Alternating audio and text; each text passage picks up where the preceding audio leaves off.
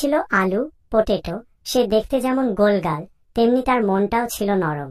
রান্নাঘরের সবার কাছে সে ছিল কিং অফ কার্বস, সবার প্রিয়। সে মনে মনে ভালোবাসত সুন্দরী গাঢ় বেগুনি রঙের বেগুনকে, এক প্লান্ট ব্রিঞ্জাল। অন্যদিকে সেই বেগুনকে আবার গোপনে পছন্দ করত লম্বা সবুজ ডাগর চোখের পটল, পয়েন্টেড গোর্ড। পটল ছিল সুদর্শন, কিন্তু স্বভাবটা একটু বেশি গম্ভীর।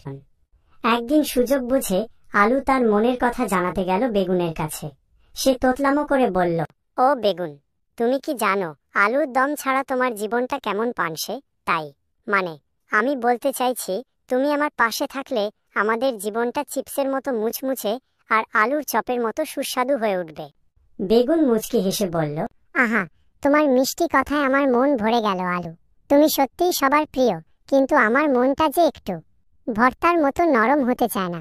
সে চায় একটু উঁচুতে থাকতে, যেমন বেগুন ভাজা হয়ে তেলের মধ্যে নেচে বেড়ানো।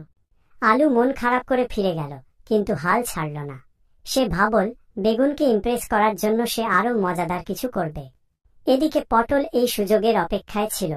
সে বেগুনের কাছে গিয়ে একদম নাটকীয় ভঙ্গিতে বলল, বেগুন, তুমি জানো না তুমি আমার কাছে কতটা স্পেশাল। আলুর মতো তুমি শুধু ভাজি বা দম হয়ে থেকো না, তুমি আমার সাথে থাকলে হবে পটল বেগুনের দারুণ এক ডালনা, যেখানে আলু থাকবে শুধু একটা ছোট সাইড ডিশ হয়ে।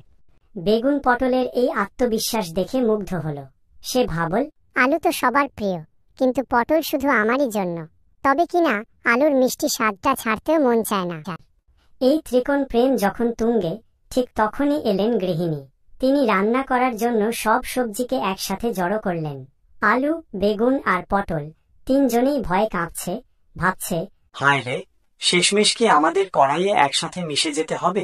গৃহিণী হাসতে হাসতে বললেন, আজ রান্না হবে আলু বেগুন পটলের রসা।